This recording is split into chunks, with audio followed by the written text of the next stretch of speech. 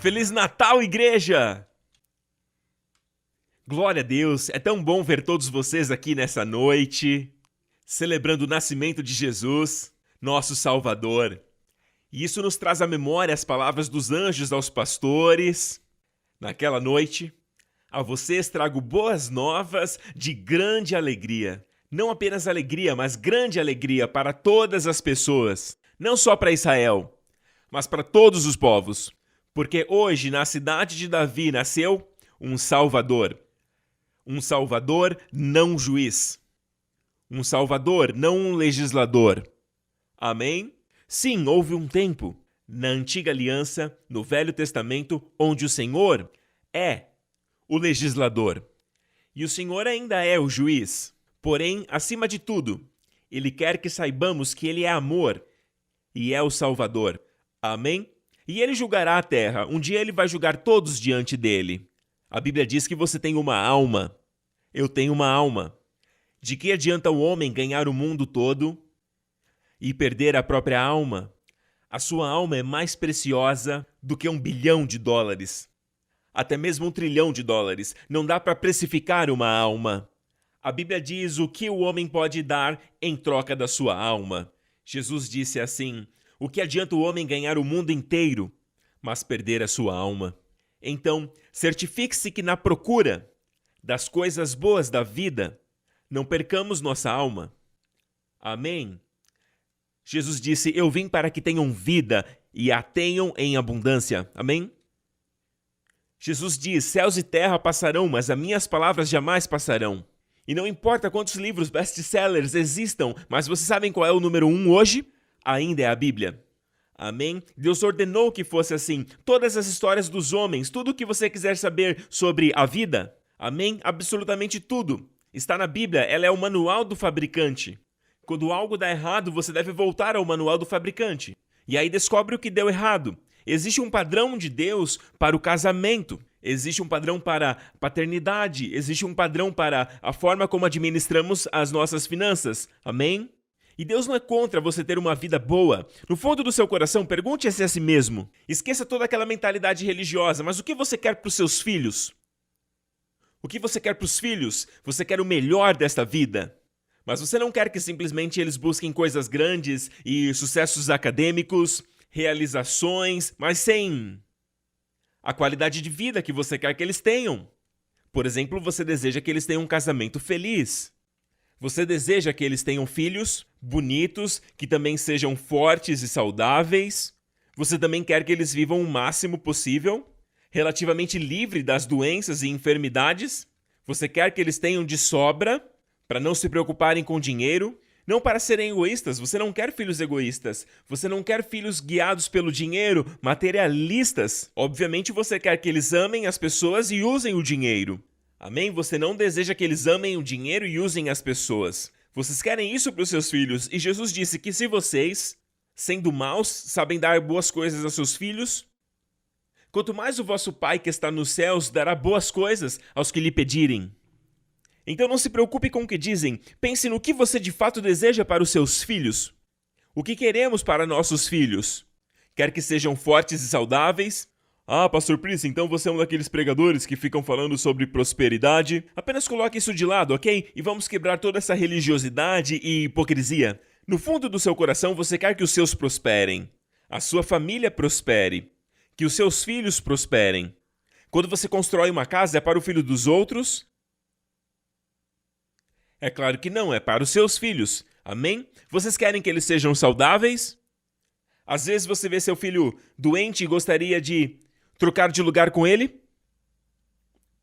Mas não é necessário, porque Jesus já fez isso. Ele tomou não somente os nossos pecados, mas ele tomou as nossas enfermidades sobre ele na cruz. Amém? Então chegamos nesse dilema. Um dilema emocionante. Um drama poderoso, maior do que todas essas novelas japonesas e coreanas juntas. E todos os seus dramas locais. Amém? E este drama vem antes de nascermos, quando Deus e seus anjos... Veja, Deus sempre existiu. Amém? Deus sempre é. Ele nunca foi, Deus sempre é. É por isso que ele diz, eu sou. Amém?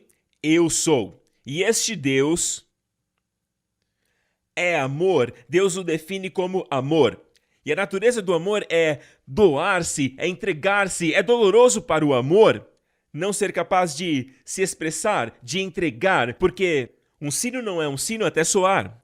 Uma canção só é uma canção se for cantada. E o amor não é amor até ser entregue. Precisa ser entregue. Então, sendo o amor, Deus criou os anjos e, finalmente, Deus criou o homem. Então, quando Deus criou o homem, Deus criou o homem à sua imagem. Os anjos não foram criados à sua imagem. Quer saber como Deus se parece? Olhe para o espelho. Mas, Pastor Prince, se Deus se parecer comigo, coitado dele. E pior, se ele parecer com esse irmão que está sentado aqui do meu lado. Misericórdia, Senhor. Essa foi ruim, hein? Tudo bem, mas Deus fez você à sua imagem antes da queda. Hoje todos carregamos resquícios da queda. E quando o pregador fala dessas coisas, todo mundo fica olhando para frente. Ninguém quer olhar para o lado, não é verdade? Ninguém quer olhar para o espelho. Na verdade, todos nós temos esses resultados, até mesmo resultados físicos, da queda em nosso corpo, em nossa face. Amém? Nós temos espinhas. Esses dias eu tive uma espinha. Normalmente eu não tenho espinhas. Aí eu perguntei à médica, eu consigo fazer alguma coisa? Sei lá, passar uma pomadinha. E ela me disse, Deus está renovando a sua juventude. Não toque nisso. Eu tive que reaprender o que fazer. Como se fosse um adolescente, ela me disse, não toque e tudo vai ficar bem. Já está tudo bem agora. Enfim, todos nós carregamos traços da queda. Nós ficamos doentes, envelhecemos, sentimos dores. Deus nunca planejou isso, Ele nunca quis isso para o homem. Nunca foi o coração de Deus. Seus filhos, você não deseja que eles sofram. Nem mesmo questões mentais, nervosas, depressão, que fechem as janelas, sozinhos, encolhidos, chorando, se sentindo sozinhos, rejeitados, não é a vontade de Deus. O plano de Deus é que você usufrua de ótima saúde e uma sensação de bem-estar e uma paz emocional. Amém? Permanecendo em calma, tranquilo. Sabe? Vivendo uma vida de alguém que se sente cheio e não vazio. Deus determinou ao homem que vivesse no seu maior nível, na sua melhor performance. Isso é chamado de shalom. Em hebraico, um senso de paz, um senso de bem-estar. É o que Ele quer para você. Deus fez o homem à sua imagem. Deus disse para ele, macho e fêmea os criou. E a Bíblia os chama de Adão. E eles eram um. Macho e fêmea os criou. E o Senhor os chamava de Adão. E foi Adão, o macho, que chamou a sua esposa de Eva, depois da queda. E tem uma razão para isso. Porque quando caíram, o nome dela se tornou a mãe dos que vivem, Havá. Amém? Eva, Havá, em hebraico significa a mãe dos que vivem. Porque de agora em diante, a morte aconteceria, a morte entrou. Porque o salário do pecado é a morte. E uma coisa que Deus me disse, quando Ele criou o homem, Ele não criou robôs. Vocês vieram aqui por sua própria vontade. Hoje você veio e ninguém te forçou. Ninguém pode te forçar. Ninguém pode fazer você vir. Você veio por livre e espontânea vontade. Amém? Isso vale para todas as coisas. Amém? Mesmo as coisas que não queremos fazer, acabamos fazendo. E no final fazemos porque fomos nós mesmos que escolhemos. Portanto, Deus não criou robôs. Se Ele tivesse feito, o mundo seria maravilhoso. Mas é isso que Deus quer? Não haveria rebelião. Não haveria problemas políticos. Não haveria nada. E não é só isso. Não haveria ninguém morrendo antes do tempo. Aliás, ninguém morreria, porque não haveria morte.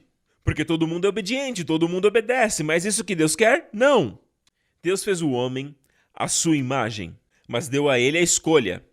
Pode escolher me amar, pode escolher corresponder ao meu amor, porque eu te amo, porque eu criei você para ser o alvo do meu amor, porque eu sou o amor. E eu tenho tantas coisas boas que eu quero fazer por você. Existe uma vida que eu sonhei para você, que eu quero que se cumpra. Uma vida tão poderosa que quando ela se cumpre, não há nada mais poderoso. Sabe o homem vivendo na sua melhor versão? Essa é a vontade dele para você. Percebe o coração dele? Se vocês sabem dar boas coisas aos seus filhos, imagina seu Pai Celestial. Dará boas coisas aos que pedirem. Mas o homem pecou contra Deus. Ele usou o seu livre-arbítrio e se rebela contra Deus. Agora, Deus já tinha avisado: o dia que comerem daquela árvore, a Bíblia diz que Deus fez tudo bom para se alimentarem. Mas ela diz que Deus colocou uma árvore no meio do jardim do Éden que Deus disse para não comerem. E você pode me perguntar, e já me perguntaram várias vezes, se não era para o homem comer, então por que Deus colocou aquela árvore ali no meio? Essa é bem simples. Se tudo que existe é bom, e ele diz: você tem livre escolha, mas tudo ao seu redor é bom, então não há nada que indique se você ama Deus ou não. Deveria haver pelo menos uma árvore, dando ao homem a chance de escolher. Percebem? Se tudo ao seu redor é bom e não há nada para escolher para dar errado, não há chance de você exercer o seu poder de escolha, você compreende? Ok? Não se preocupe, eu já vou chegar nas estrelas. Se não entender, não tem problema, porque nós vamos devagar, porque já eu volto aí. Vou dar uma volta e vou cair aí novamente. Então, pelo fato de Deus não ter criado robôs, se você estiver no hospital ou não está se sentindo muito bem e o amigo vem ver você, você fica feliz porque ele veio de espontânea vontade. Mas se ele disser: eu vim porque eu tinha que vir. Amém? Então Deus não quer esse tipo de amizade, Deus não quer esse tipo de adoração. Deus não quer isso. Você já ouviu aquela história da professora na escola que diz ao garoto: sente-se, sente-se? E aí ele fala ao seu amiguinho: eu estou sentado, eu sentei por fora, mas por dentro eu estou de pé. Entenderam? Não é esse o tipo de obediência que Deus quer. Posso ouvir um amém? Sabe, Deus é um bom Deus. Deus quer que você obedeça. Sabe por quê? Quando eu digo: Justin, não brinque com a tomada, não brinque com a porta, não brinque com a faca, não brinque com aquilo. É porque eu quero que ele me obedeça para o bem dele. Não quero que se machuque, porque a minha sabedoria está num nível diferente em comparação com a dele. Amém? Ele agora tem 7 anos e ele não entende todas as coisas. E todos nós sabemos que até os adolescentes, a ciência diz que o seu lobo frontal não está totalmente desenvolvido. E se você é um adolescente, você é o primeiro a se rebelar contra isso. Meu lobo frontal e todos os meus outros lobos estão bem. Não é assim? Amém. Mas podemos pedir para Deus sabedoria. Então o homem se rebela contra Deus e a Bíblia diz que o salário do pecado é a morte. Mas não para por aí. Ela diz que o dom gratuito de Deus é a vida eterna, por meio de Jesus, nosso Senhor. Então não esqueça, o homem pecou, mas Deus ama o homem demais. O amor de Deus pelo homem é infinito. O amor de Deus é incondicional. Não depende da obediência e da submissão do homem. Deus não te ama porque você o obedece, e isso precisamos ensinar os nossos filhos. Eles precisam saber que nós os amamos, especialmente quando eles são maus, quando eles fazem algo ruim, algo errado, sabe? Quando eles desobedecem e você os ama, é aí que eles percebem que são amados. Então, se eles virem o seu amor somente quando forem obedientes, eles nunca entenderão. Eu sei que a última coisa que nós queremos é demonstrar amor nesses momentos, mas há momentos para correção. Sim, há um momento para disciplina, mas tudo é feito no contexto do amor. Você nunca os disciplina por causa da raiva. Eles notam a diferença quando a disciplina é com amor ou por causa da raiva, quando você está com estresse. Eles percebem, as crianças percebem. Ok, então vamos voltar. Então, Deus ama o homem, mas Satanás está olhando. Deus aceitará o homem? Deus ama o homem, mas o homem pecou. E agora? Deus não pode violar a sua palavra? A alma que pecar morrerá. Então eles não poderiam apenas sair do jardim. Deus não poderia permitir que o pecado habitasse em sua presença. Entenda que o pecado é algo similar a um câncer. E como um câncer, ele se espalha, como a lepra. O câncer se espalha. Não tem a ver com ser grande ou pequeno, você tem que cortá-lo. O médico não diz: é só um pequeno câncer. Não, tire isso. É só um tumor. Não, arranque. Por quê? Porque tem a capacidade de espalhar. Você está aqui? Então Deus odeia o pecado, mas e se esse câncer estiver em seu filho? Em alguém que você ama? Como você o separa? Você ama o filho, mas odeia o câncer. Você já percebeu que quando Jesus expulsou o demônio, ele amou aquela pessoa? Quando ele limpou o leproso, ele condenou a lepra, mas curou o leproso. Ele expulsou o demônio, mandou ele embora, mas amou aquele que estava possesso. Então, o Senhor faz essa diferença e nós devemos fazer. Deus não odeia o homem, mas o homem abraçou o pecado. Deus não quer que o homem aceite o pecado. Amém? E o salário do pecado é a morte, e não apenas a morte física, porque dela ninguém escapa. Se Jesus não voltar antes, ninguém que está me assistindo estará vivo daqui a 100 anos. Você está aqui, igreja? Talvez 200 anos, acredito que muitos de vocês vão chegar a 120. Enfim. Esse não é o melhor de Deus para os homens. Deus nunca quis que o homem morresse. Amém, igreja? E aí o diabo está ali só olhando. Poderia esse Deus santo aceitar o homem? Poderia ele aceitar o homem que pecou? Sendo que ele disse que a alma que pecasse morreria. E morrer não é somente fisicamente. Primeiro espiritualmente, e aí morre fisicamente. Adão morreu quando tomou parte daquela rebelião. E então, a sua morte aconteceu 900 anos depois. Naquela época eles viviam centenas de anos. E foi ficando cada vez menor. Dá pra ver através da Bíblia. Até os dias de hoje, que eles dizem que 80, 90 tá bom demais. Amém? Mas nós buscamos mais. Enfim, isso aconteceu. Então o diabo ficou observando para ver se Deus voltaria atrás em sua palavra. Eis o dilema. Deus ama o homem, mas Deus tem que cumprir a sua palavra. Compreendem isso? É como um juiz, sabe? O juiz, ele julga alguém que vem primeiro, que violou várias regras, como leis de trânsito. E aí o juiz verifica, percebe que ele quebrou por 3 vezes as regras, então terei que te sentenciar e te punir. E isso é bem comum aqui em Singapura. Isso da prisão, essa violação constante, eu quero dizer, é algo sério. E aí vem o próximo réu, e é o seu filho. E o filho dele fez a mesma coisa. O filho dele cometeu as mesmas coisas. E uma a mais. Uma falta a mais do que o primeiro réu. E aí o juiz olha, não, esse aí é meu garoto, eu sei que você fez sem intenção. Você não quis errar. Fique tranquilo, pode ir. Que tipo de pessoa você acha que é esse juiz? Alguém amoroso? Ah, sim, com o filho dele, sim. Mas não foi amoroso com o primeiro. Entende? Ele não foi justo. Isso não é justiça. É por isso que a justiça é cega. Ok? Então Deus não se comprometeria assim. Então o homem pecou. O câncer entrou nele. E agora que o câncer está na pessoa, como dividi-los? Você ama a pessoa e odeia o pecado. Quanto você odeia o câncer que está na pessoa? O mesmo tanto que você ama a pessoa. Você não pensa muito sobre o câncer que está em alguém que você não conhece. Porque você não ama a pessoa. Você não odeia o câncer porque não conhece a pessoa. Mas se for em alguém que você ama, então está intrinsecamente ligado o tanto que você odeia o câncer com o amor que você tem pela pessoa. Então por que Deus odeia o pecado? Ah, pastor Prince, por que Deus não relaxa e ignora o pecado? Porque Deus te ama, cara. Ele te ama. E ele sabe que o pecado vai te destruir, porque o pecado destrói. E o jeito de Deus é sempre melhor. Então, como Deus pode permanecer justo e ainda assim aceitar pecadores? Deve haver um jeito. E o diabo estava olhando. Se Deus se desviasse um pouquinho, mesmo que 1 milímetro de injustiça, tá, ele pegou Deus. Deus teria que sair do trono. E ele seria o próximo. Ele seria o próximo. Como um guardião da justiça de Deus. Ele ficou observando o tempo todo. E tudo por orgulho. Porém, aí começa uma linda história. Então, daí em diante Deus disse ao homem, veja o que fazer quando pecar. Traga um animal inocente, um cordeiro.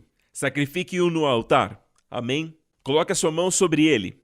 E todos os pecados serão transferidos para ele. E toda a inocência dele será transferida para você. Então mate-o, o animal assumiu o seu lugar. E agora você recebeu a inocência e a justiça do cordeiro. Uma troca divina, e o cordeiro é morto. Amém? O fogo cai sobre ele, sobre o altar. E o homem olha para trás e diz, aquele era o meu julgamento, era a minha morte, e o homem sai dali livre. E agora ele possui algo que não tinha antes, que é a justiça do cordeiro.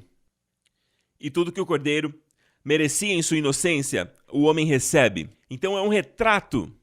Na verdade, todo o Velho Testamento é um retrato desde os dias de Adão até o fim, representando que um dia Deus enviaria o seu filho, o Cordeiro de Deus. E é por isso que João Batista diz, eis o Cordeiro de Deus que tira o pecado do mundo. Posso ouvir um amém?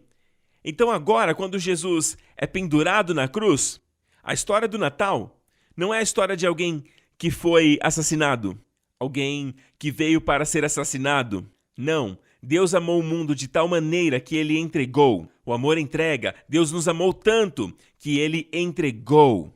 Deus amou os seus filhos que ele entregou. Deus amou a sua família que ele entregou. Ele deu o seu filho. o melhor que havia no céu.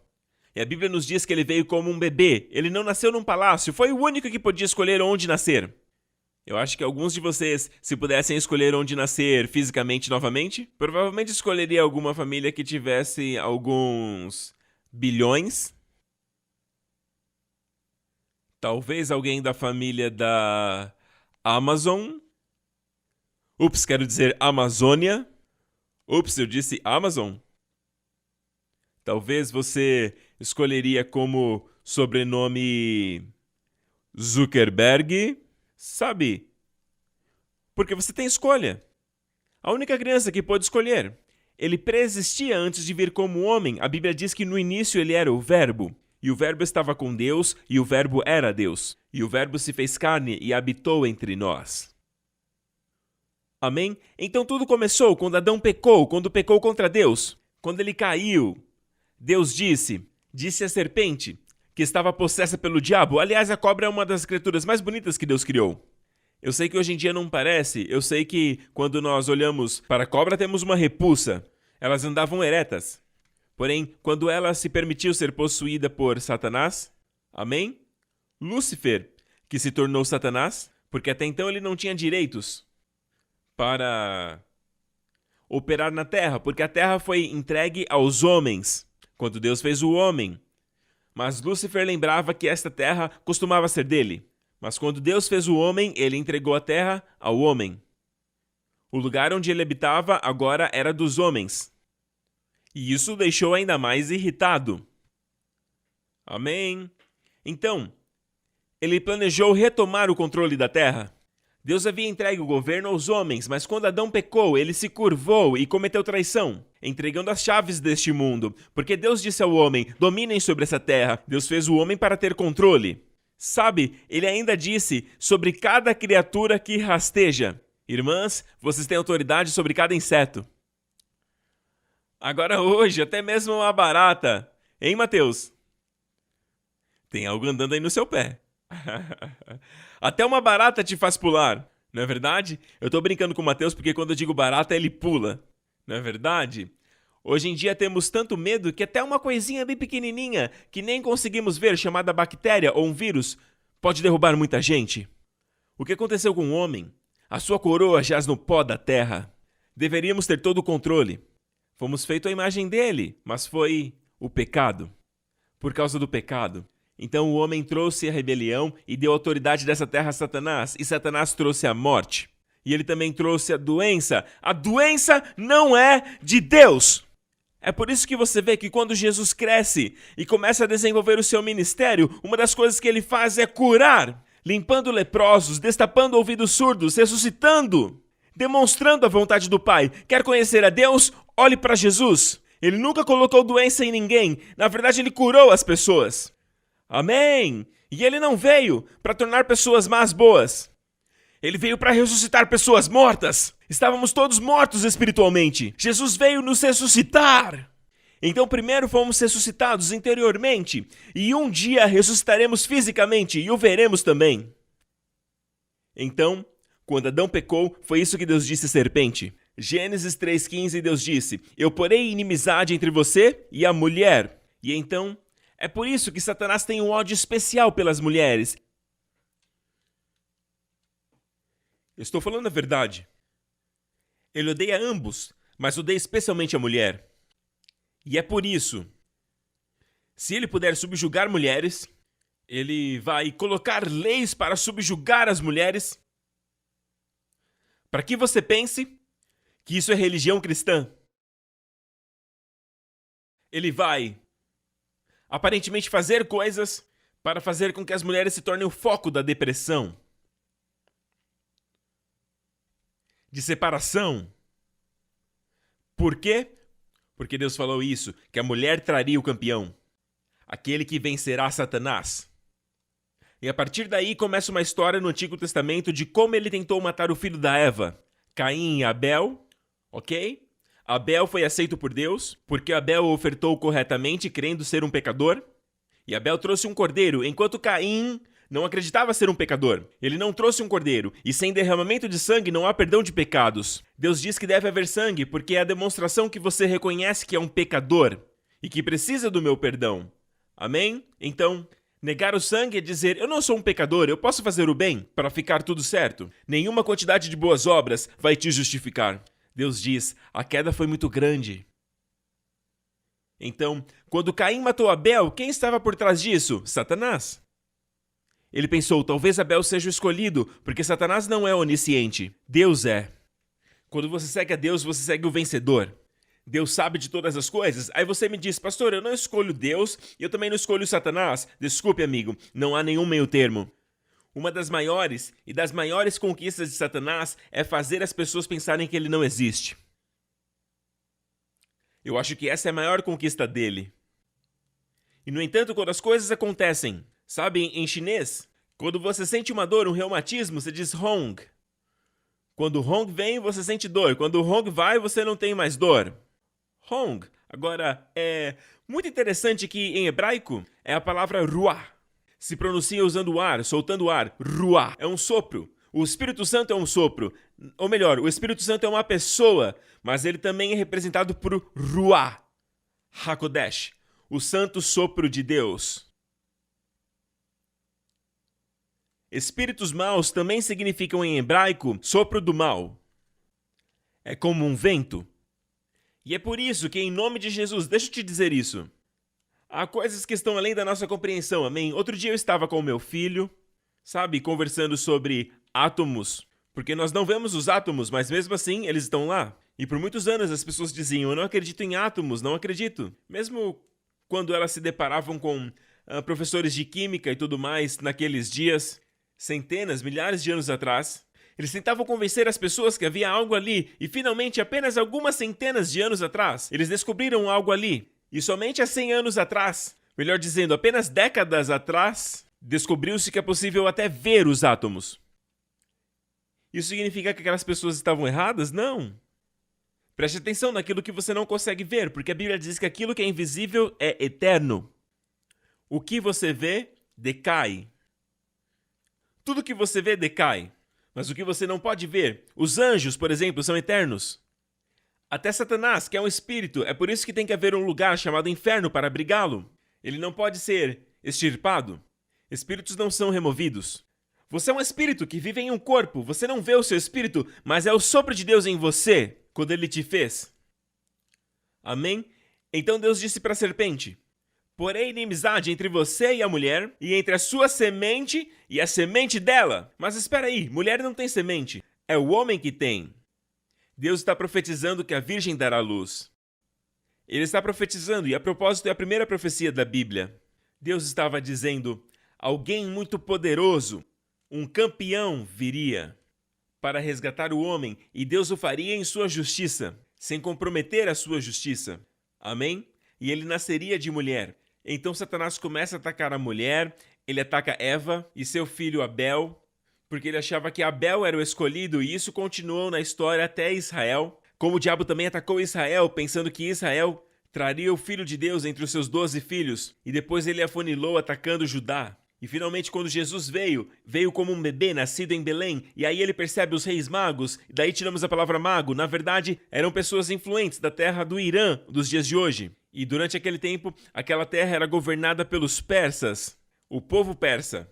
E eles eram pessoas que estudavam as estrelas, presta atenção, eles não eram astrólogos. Hoje em dia nós temos essas pessoas que acreditam em astrologia, são pessoas que olham para as estrelas para guiar suas vidas. Ei, meu amigo, olhe para aquele que está além das estrelas, que criou as estrelas para guiar sua vida, meu amigo. As estrelas foram criadas por Deus. Deus fez as estrelas, posso ouvir um amém? Glória a Deus, e esse Deus que fez as estrelas, a Bíblia diz que ele conta o número de estrelas. Salmo 147 diz que ele conta o número das estrelas. Você sabia que hoje, com toda a nossa tecnologia, com os mais avançados estetoscópios, não estetoscópios, telescópios. Telescópios que enxergam muito longe, com todas as descobertas científicas que tivemos, o homem ainda não consegue enumerar as estrelas. É impossível contar as estrelas, mas existe um que sabe o número exato de estrelas. E não só isso, ele chama cada um pelo seu nome. Ele chama cada uma pelo nome. E este Deus, você pode pensar que ele está muito ocupado com esse universo inteiro, mas olhe para o versículo anterior. Ele cura os quebrantados. e fecha as suas feridas. Então este é o Deus que conta as estrelas que o homem não pode e chama cada uma pelo nome. E ele está muito próximo dos quebrantados de coração. Uma das coisas que Jesus disse foi: o Espírito de Deus me ungiu para curar os quebrantados de coração. Em cada grupo, em cada agrupamento, cada reunião, não importa o quão legal a festa é, o quão chique as pessoas estão, ou quão ricas essas pessoas são, champanhe à vontade, talvez seja uma festa de grande opulência. Vou te dizer algo, há corações partidos lá. Mas ele cura o quebrantado, aquele que conta o número de estrelas. Como eu dizia, eu falava ao meu filho que os átomos, quando são positivo, o que acontece? Ele disse, repelem! Ele já sabia. Negativo, repelem! Positivo e negativo se atraem. Aleluia! Agora, o mistério dos átomos é que ele deveria se repelir. Mas tem uma força que os mantém unidos, e isso é o máximo que a ciência sabe. Ela só pode dizer que tem uma força ali que faz com que fiquem unidos. A Bíblia diz em Colossenses que em Cristo todas as coisas se mantêm juntas. Quando Cristo está em seu casamento, ele se mantém unido. Seu casamento precisa de um terceiro. O nome dele é Jesus. O seu parceiro precisa de alguém mais. Amém? Apenas marido e mulher, foco, amor. Não dá. Um dia eu te irrito, outro dia você me irrita, hoje é meu dia. Não. Você precisa de mais alguém. É a única maneira do casamento subsistir. Eu não sei porque eu tô falando de casamento, das estrelas pro casamento. Mas tudo bem, dá tudo certo, é bom também. Aleluia, amém. Então, Deus começou pela primeira profecia. Por favor, volte para a profecia. Ele lhe ferirá a cabeça. Este verbo ferir, não gosto da palavra ferirá. Na verdade, apenas a tradução na Bíblia traz a palavra esmagará. A palavra aí é esmagar, não é ferir, porque quando você se fere é superficial. Geralmente é apenas um hematoma. Mas esmagar é a palavra correta aqui em hebraico. Ele esmagará sua cabeça e você esmagará o seu calcanhar. Portanto, lembre-se que a profecia é essa, que ao esmagar a sua cabeça, você esmagará o seu calcanhar. Agora, o que é melhor, esmagar a cabeça ou o calcanhar? Então esse é o vencedor, esse é o guerreiro, esse é o vencedor que virá. Para salvar o homem, ele sofrerá. A Bíblia já dizia, mas ele veio para nos salvar, esmagando a cabeça da serpente. Posso ouvir um amém? Então a profecia está aí. Então Deus fez as estrelas, e Deus chamou um homem chamado Abraão. E Abraão foi escolhido por Deus, e Deus o trouxe para fora numa noite porque ele estava reclamando. Senhor, o que podes me dar, vendo que sou um homem sem filhos? O Senhor me prometeu muitas coisas para minhas gerações futuras e para mim também, mas não vejo nada. Minha esposa é uma mulher estéril e sabe, Senhor, o único herdeiro na minha casa é um servo. Não me diga que meu servo vai herdar tudo. E aí uma noite Deus diz a Abraão, vem cá, sai para fora.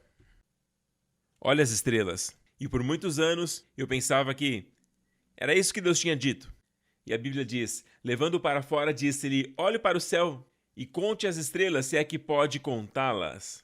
E Deus disse a Abraão, assim será a sua semente. Veja, está no singular, a semente prometida, amém? Então assim será a sua semente. E Abraão creu no Senhor, e o Senhor creditou a Abraão isso como justiça. Uau! Uau! Ele apenas acreditou. Sabe, o que me incomodava é que ele só contou as estrelas. E isso o fez justo. Aos olhos de Deus. Numere as estrelas. 1, 2, 3, 4. A propósito, no Oriente Médio, sem luz, no meio do deserto, você verá estrelas, um monte delas. Mas contá-las, é certeza que não dá. Então vejamos em hebraico. A palavra hebraica para veja se pode contá-las é a palavra safer. Safer é a palavra hebraica para livro. Livro é safer. Safer é um livro. Safer é contar a história, é observar, contar. Agora também é numerar. Aliás, é por isso que os tradutores colocaram numerar aqui. Mas a palavra numerar aparece apenas 20 vezes. E a palavra contar aparece 40 vezes no Antigo Testamento em hebraico. Eu não sei por que colocaram numerar, deveria ser contar a história. Veja Salmos 19. Os céus declaram a glória de Deus e o firmamento proclama a obra das suas mãos. Um dia fala outro dia, uma noite revela outra noite, sem discurso, sem palavras, não se ouve a sua voz. Todas as noites, aqui em Singapura, nós vemos as mesmas estrelas que alguém em Joanesburgo verá, que alguém verá em Nova York, o cinturão de Orion. De Singapura dá pra ver, de New York dá pra ver, de Paris dá pra ver, os que estão na China conseguem ver, até quem estiver no Acre também pode ver. Amém? E todos os tipos de locais remotos da Terra. Deus ordenou os céus. Na verdade, existe algo até mesmo na bandeira da Austrália. Eu mostrava isso ao meu filho. Olha essa bandeira, dá pra ver o Cruzeiro do Sul. Eles adotaram o Cruzeiro do Sul como um emblema. Porque o Cruzeiro do Sul é uma cruz no céu. Aliás, ele pertence à constelação de Libra. Porque quando os homens estavam perdidos, naquela época, eles não tinham GPS no meio do mar. Os marinheiros era a maneira com qual eles guiavam seu caminho. Encontre a cruz e você encontrará o caminho para casa. Encontrando a cruz, você simplesmente traça uma linha, e aí você sabe onde é que é o sul, o leste, o oeste e o norte. Olhe para o céu, localize o cinturão de Orion. Trace uma linha e encontrarás o norte. E Orion são aquelas 3 estrelas que vemos, todos conseguem vê-las a propósito. Deus fez as estrelas, e a Bíblia diz que Ele fez as estrelas com um propósito. Amém? Então há 12 constelações. E hoje, quando você olha para as constelações, sabemos que elas estão estabelecidas. Mas infelizmente, porque somos desta geração, achamos que são ensinamentos antigos demais. Astrologia? Não. Além da astrologia, de volta aos tempos da Bíblia, os hebreus tinham uma palavra para as 12 constelações do zodíaco, Mazzaroth. Vamos ler Jó 38. O livro Jó, que em inglês se pronuncia Job. E o livro mais antigo da Bíblia é o livro de Jó. E eu achava que esse livro era o livro de achar um trabalho, porque Jó em inglês é trabalho. Precisa de um trabalho? Leia o livro de Job. Mas o Job era um homem, e é o livro mais antigo da Bíblia, e Deus desafiou a Jó dizendo: você pode amarrar, ou pode laçar as lindas Pleiades, ou afrouxar as cordas do cinturão de Orion, aquele que acabamos de falar, aquele que tem as 3 estrelas alinhadas. É um cinturão. Pode fazer surgir Mazzaroth. Agora, Mazzaroth significa zodíaco. Mazzaroth é a palavra hebraica para zodíaco. E zodíaco é a palavra que significa passos.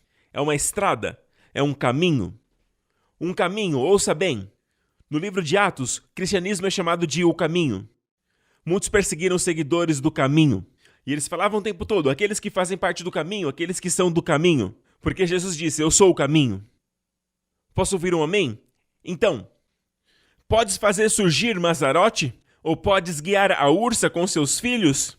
Obviamente Deus criou essas coisas com um propósito. Amém? Então quando contemplamos isso, nós vemos essas 12 constelações. Você encontra todas essas 12. E elas têm essas formas. E elas formam imagens a propósito. E dá para chegar imagens nelas. Eu quero te mostrar leão, por exemplo. Vamos lá, podem colocar a primeira foto de leão. Veja lá, a constelação de leão. Perceba a forma. E tem uma luz mais brilhante no pé do leão. Conseguem ver aquela luz maior ali? É uma constelação que parece com um leão. Vocês conseguem ver? Ali as pernas, a cauda e a cabeça? E podem ver aquela estrela mais brilhante?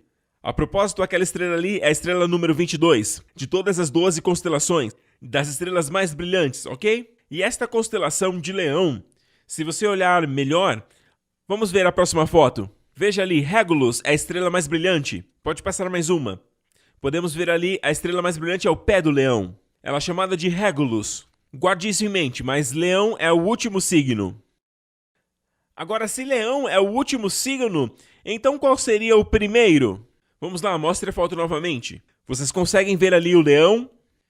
Segunda fileira, do lado esquerdo. Então, se leão é o último, qual que é o primeiro? O primeiro é Virgo, que em português se fala virgem.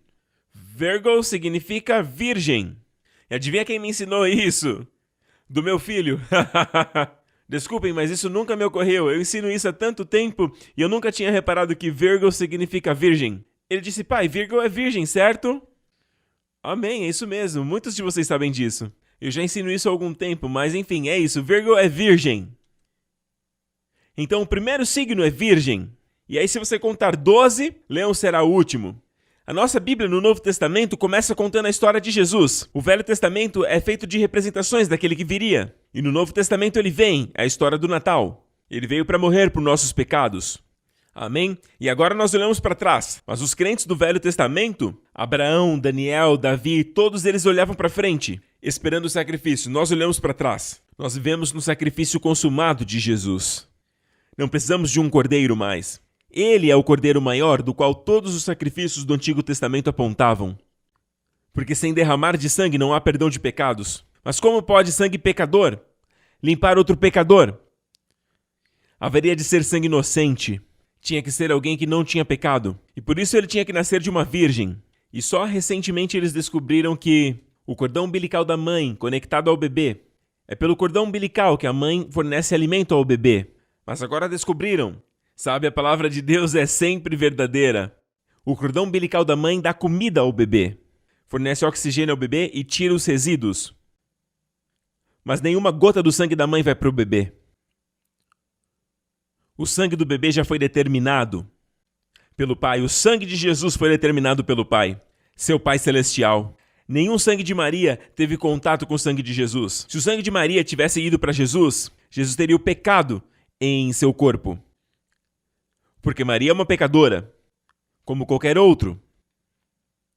De fato, a Maria disse sobre o Senhor meu Salvador. Ela chama o Senhor de meu Salvador. E a Bíblia é muito clara. Toda vez que ela fala de Maria, no Evangelho de Mateus é sempre a criança e sua mãe, a criança e sua mãe, a criança e sua mãe. Nunca sua mãe e a criança. A criança vem primeiro. Ok? Amém. Maria também teve que nascer de novo, mas Deus escolheu Maria, ela foi muito honrada. De todas as mulheres, Deus diz, salve. O anjo Gabriel diz, você é bem-aventurada entre as mulheres. Veja, entre as mulheres, não acima. Você é bem-aventurada entre as mulheres. Sem dúvida, todas as mulheres de Israel esperavam dar à luz ao vencedor, o Messias, o Senhor, o ungido. Elas esperavam que fossem elas. Elas queriam ser a virgem. Ok, enfim, então é virgem. Vamos começar mostrando uma imagem de um mapa estelar muito antigo. Aí está, de algumas centenas de anos atrás. Por favor, observe o que ela está segurando. Ela está segurando um ramo e uma casca de milho. E a estrela mais brilhante de virgem é esta, que está à sua mão esquerda. É chamada de espica. Ali está escrito a palavra espica. Espica é a mais brilhante, assim como Régulus é a mais brilhante de leão. Agora, o que isso significa? Ouça bem. A palavra para espica é semente. A virgem traria a semente. Espica significa semente. E este é o nome dado até mesmo na astrologia. Spica, semente. Mas em Mazarote, no hebraico, é a palavra Zemak. Zema é o nome de Jesus. Há 2 anos atrás eu preguei em Israel numa cidade chamada Zema. Zema quer dizer o ramo, ou o rebento da semente. É o rebento da semente, a semente que germinou. Ela dará luz à criança, aleluia. Posso ouvir o amém? Dá para ver isso? Amém. Então cada constelação terá 3 outros aglomerados de estrelas, ou talvez 4. Amém? E todos eles formam uma constelação, Virgem. E à direita de Virgem, tem uma mulher carregando um bebê. Ela se chama Coma. C-O-M-A. E ela carrega um bebê. E o bebê tem uma estrela, chamada de O Desejado. Amém? Então, isso é interessante. O que vem depois de Virgem? O que está depois de Virgem? Libra. Agora, Libra é uma balança. Uma balança. Mas o que uma balança retrata? Justiça, igualdade, equidade. Amém? Amém? Onde existe uma balança, ninguém pode enganá-lo, porque existe uma justiça. Então, Deus pesou o homem. Bem, o homem está completamente em pecado. Então virá o julgamento, porque a balança não se equilibra, mas em Libra, nesta balança, nas estrelas que formam essa balança, existem aglomerados de estrelas, como eu comentei sobre Virgem. Libra também tem grupos, e exatamente abaixo da balança, ok, há um grupo de estrelas formando um cordeiro. A astrologia corrompeu isso transformando num lobo ou num coiote. Certo, mas olhe bem, um coiote não tem aquele tipo de orelhas que um cordeiro tem, é um cordeiro morto. Quem é o cordeiro que morreu? E ao lado do cordeiro tem um grupo de estrelas. Em Libra, chamado de Cruzeiro do Sul. O que iguala a balança é que Deus colocou Jesus na balança e todos nós fomos justificados. Aleluia, aleluia! Eu posso ouvir um amém? Ok, estamos encerrando, mas trazendo isso para a história. Aí você se pega nesse dilema. Mas Deus, por que tantos funerais? Por que tantas pessoas morrendo? Por que tantos doentes? E por que Deus não faz nada? Deus não tem nada a ver com isso. Deus nunca quis que a terra fosse assim. O mundo jaz no maligno. Está na hora de você acordar e perceber. A terra caiu. Deus entregou o poder. É como se eu lhe desse a chave da autoridade ou a chave de um carro e você entregue essa chave para outra pessoa dirigir. Deus não tem culpa de nada. Não culpe quem entregou a chave. Mas o poder de Satanás nessa terra está acabando. Vocês estão aqui, igreja? Amém? E Órion está no cinturão, no aglomerado de touro, um boi. Podes amarrar o agrupamento das Pleiades ou afrouxar as cordas do Órion. Pleiades e Órion estão todos no aglomerado, no zodíaco, na constelação de touro. Touro é um boi. Por acaso a Bíblia descreve Jesus como um touro, como um boi? Em qual livro está? Marcos. Um incansável e poderoso servo. Em seu pescoço está Pleiades. Pleiades quer dizer 7 estrelas. Em seu pescoço. Isso mostra alguma conexão com Jesus? Sim, em Apocalipse ele segura 7 estrelas em suas mãos. Portanto, todo se refere ao poder. Então não se esqueça, não tem a ver com Hércules, é com Jesus. Ele é o campeão prometido que viria. Posso ouvir um amém? A propósito, a ursa maior que mencionei há pouco está no agrupamento de virgem. Aliás, virgem tem um homem ao lado. Você tem Coma e depois você tem a ursa. A ursa maior é um homem, ouça atentamente, é um homem segurando uma vara. É o Senhor Jesus. Ele salva as almas, ou seja, a colheita, e as pastoreia. Amém? Ele não apenas te salva, mas te pastoreia. E quando o Senhor é seu pastor, o Senhor é meu pastor e nada me faltará. De nada eu tenho falta, nada vai faltar na sua vida. Vamos avançar um pouco para fechar no último grupo, que é o grupo de Leão. Eu mostrei agora há pouco, certo? Vamos lá, Leão. Mostre Leão novamente. Pode mostrar desde a primeira até a última. Lembra de Régulus? Leão tem uma estrela no seu pé chamado Régulus. Mostra a foto. Não, pode mostrar a anterior novamente. Ali no seu pé está Régulus. Régulus é a palavra que possivelmente originou o termo régio, e que também quer dizer pé. O pé que esmaga, este é o significado. Não é interessante? Não tenho muita certeza se a palavra régio, sabe, o leão representa o rei dos animais. Não sei se a palavra régio veio daí. Mas o interessante é isso, que quando eu estava estudando isso, eu já conhecia a palavra em hebraico, eu já sabia essa palavra, porque a palavra em hebraico mão significa yad, e a palavra para pé é regal. É regal, você pode perguntar para qualquer judeu. A palavra que define pé é regal, e em seu pé está a estrela mais brilhante. Por quê? Porque aí fecha a promessa. Virgo, a história do Novo Testamento começa com uma virgem. Amém? A profecia sobre a virgem. E a semente nasceu, a história do Natal. Caminhando até o livro do Apocalipse, o último livro da Bíblia. Apocalipse 5:5. Eis que um dos anciãos disse para mim, não chores! Eis aqui o leão, que é da tribo de Judá. A raiz de Davi venceu para abrir o livro e para romper os 7 selos. Jesus prevaleceu e sabe como ele fez? Morrendo pelos pecados na cruz. Não havia outra maneira, não havia outra forma. Então Satanás ficou observando para ver se Deus comprometeria sua justiça, mas ele enviou Jesus, que nunca pecou, para tomar o nosso lugar. E ele morreu carregando todos os nossos pecados. É como se estivéssemos colocando a nossa mão sobre ele e todos os nossos pecados fossem transferidos para ele. Os pecados de toda uma vida transferidos a ele. Daí então ele sofreu toda a vingança da punição de Deus sobre ele. E aí ele solta o grito. Está consumado!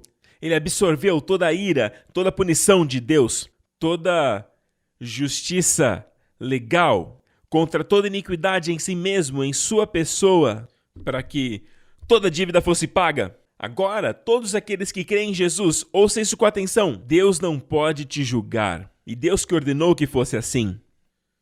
Na verdade, hoje, se Deus julgasse você, você crendo em Jesus, e Deus te julgasse pelos seus pecados, ele estaria sendo injusto. Então Satanás não tem nada a dizer. Jesus calou a sua boca. Ele não tem nada a dizer. Sabe por quê? Deus agora é justo mesmo atraindo qualquer pecador a ele. E diga, Senhor, não existe nenhuma justiça em mim. Por favor, seja minha justiça.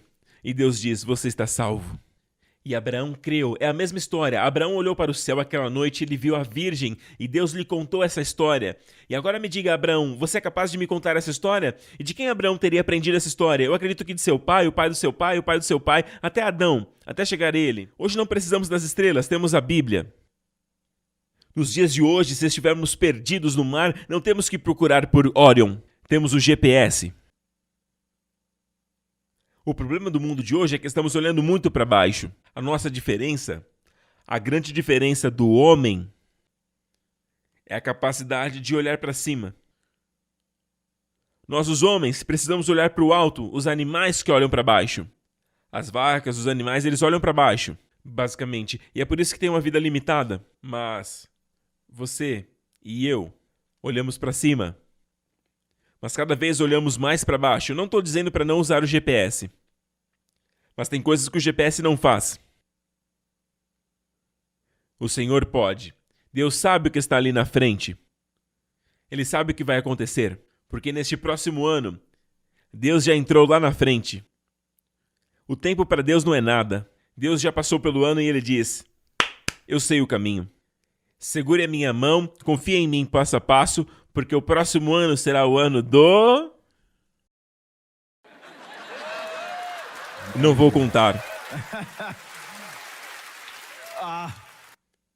Estou tão tentado a contar para vocês o que Deus me mostrou. Mas, quer saber de uma coisa? Vou te falar, apenas confia nele. Sabe, o Justin não precisa se preocupar para onde eu estou levando ele. Às vezes eu levo para algum lugar surpresa.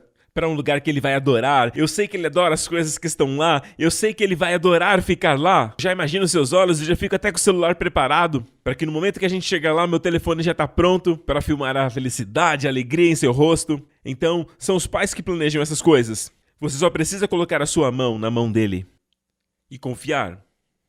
Amém? Eu estou falando muito do meu filho, mas fazer o quê? Ele tem me ensinado muitas coisas.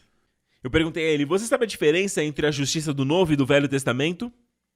É estar de bem com Deus. E agora ele sabe, porque você pode aprender tudo sobre a Bíblia, você pode aprender sobre os fatos da Bíblia, todos os acontecimentos bíblicos, o nome de todos os discípulos, o nome das 12 tribos e tudo mais, mas se você não souber desta verdade, você não entendeu nada. Nada. O que justifica um homem?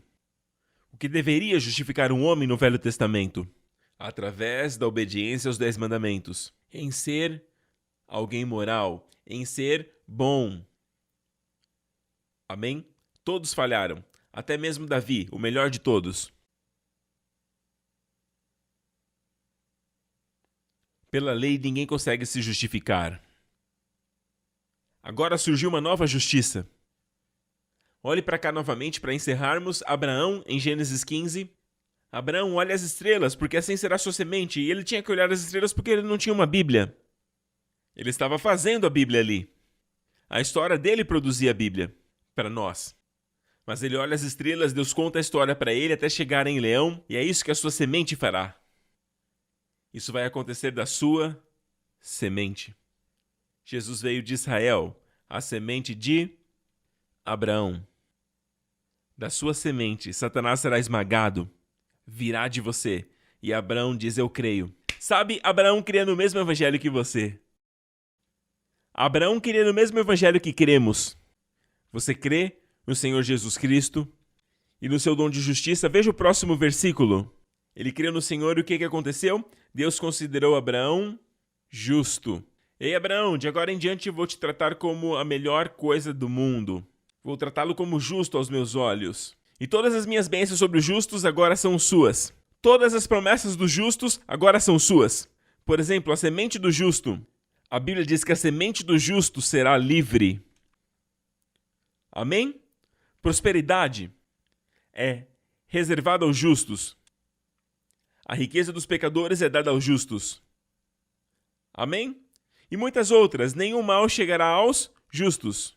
E se algo aparentemente ruim acontecer, Deus transformará para cumprir sua promessa. Portanto, todas as promessas dos justos agora são suas. Amém?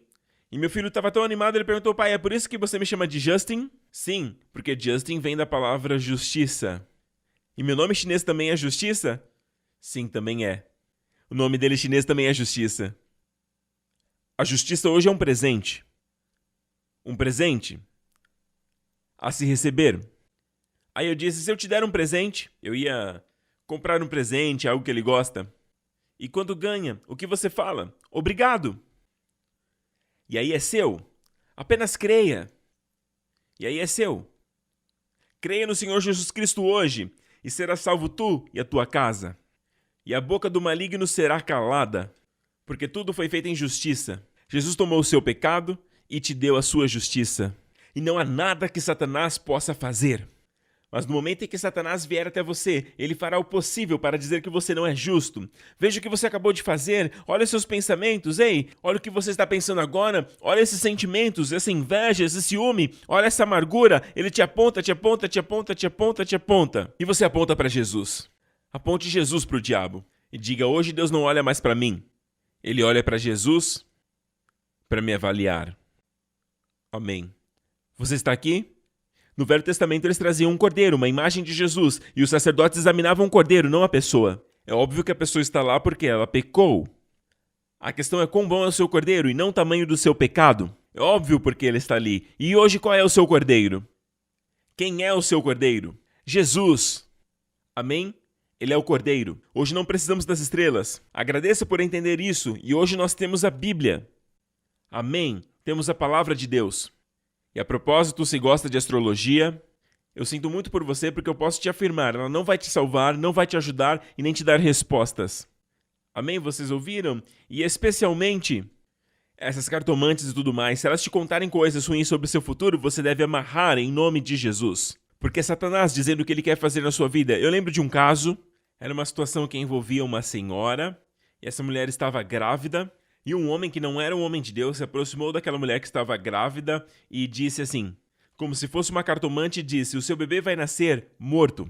E não é que o coração dele vai parar dentro do útero, não, é que ele vai nascer morto. E quando o bebê nasceu, o cordão umbilical estava envolto em seu pescoço, e ele morreu. E ela perguntou para o homem de Deus: por que isso aconteceu? E este homem de Deus olhou para ela com olhos de fogo e disse: você acreditou no que o servo do diabo disse para você. E por causa disso, você deu para ele autoridade. Não acredite. Não acredite em horóscopo. Horóscopo. Ok. Creia na palavra de Deus. Creia na palavra de Deus. Creia na palavra de Deus. Jesus disse: eu vim para que tenham vida e a tenham em abundância. Todos curvem suas cabeças, olhos fechados, ninguém andando, olhando para o lado, apenas por um instante. Amém? Segura aí que você será abençoado. Amém? Apenas por um momento, eu quero dar a você a chance de colocar a sua confiança no Senhor Jesus Cristo. Ele deu seu Filho para morrer por seus pecados. Amigo, seja você agora, em onde quer que você esteja, dizendo: pastor, ore por mim, eu quero que Jesus Cristo entre em minha vida. Eu quero ser salvo, então faça essa oração comigo agora. Diga: Pai Celestial, eu te agradeço por Cristo morrer pelos meus pecados. E Ele ressuscitou dos mortos quando eu fui justificado. Nele, eu te agradeço que Jesus Cristo é o meu Senhor. E eu te agradeço porque hoje eu nasci de novo. Eu te agradeço porque quando olha para mim, você me vê justo, assim como via Abraão, assim como vê cada crente no Novo Testamento. O Senhor me vê justo. Me ajude a ver essa realidade. Me ensine sobre isso. Minha nova identidade, Jesus Cristo, agora está em mim. Obrigado, Pai. O sangue de Jesus lavou todos os meus pecados. Sou muito abençoado, altamente favorecido e profundamente amado em nome de Jesus. A igreja diz: amém. Fique de pé agora, glória a Deus. Quero liberar uma bênção sobre vocês. Todos levantem a mão, por favor. Ah, como Deus é bom. Oh, se é. Pode abaixar a mão por um minuto, por favor. Receba a minha família.